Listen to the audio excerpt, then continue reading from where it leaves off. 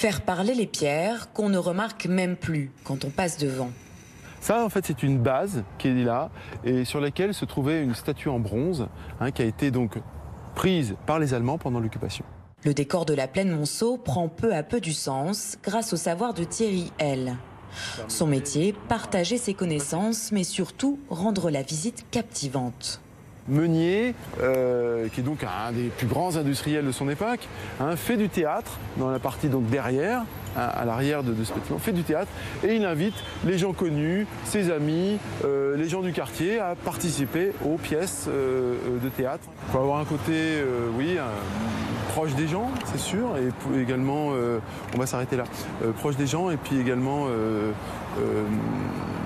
un peu un côté animateur, un peu un côté acteur, pour pouvoir donc intéresser, passionner et quelquefois amuser un peu les gens. Une façon de raconter appréciée. Très relax, je dirais. Certains guides sont un peu vieux jeu, avec des notes. Et là, c'est très spontané. Et puis, on sent vraiment une connaissance, je dirais, intime du quartier, quoi. Un bon guide se doit d'avoir des bottes secrètes, des lieux insolites comme cette pagode chinoise ou des lieux cachés comme cette cour intérieure. De l'extérieur, on passe devant l'hôtel particulier, on ne s'arrête pas. Et quand on rentre sous le porche, hop, là, on voyage. Pendant 2 heures, les visiteurs prennent le temps de lever la tête, flâner dans des rues qui prennent alors de nouvelles dimensions.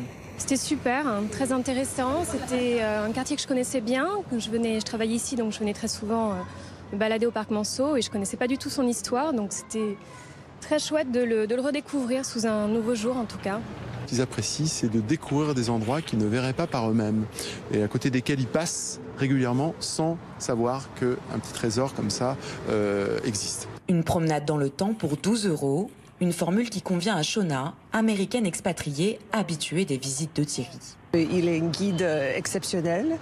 Je prends les choses nouvelles, toujours. Et comme ça, je comprends la vie et l'histoire de Paris et de la France. Ainsi se termine cette visite du quartier Monceau. Les vacances, ça sert aussi à ça, à redécouvrir des endroits qui sont autour de nous, que l'on croit connaître et qui finalement recèlent beaucoup de richesses. Pour ma part, je vais lâcher la voiture, je vais prendre le métro, c'est quand même plus simple à Paris.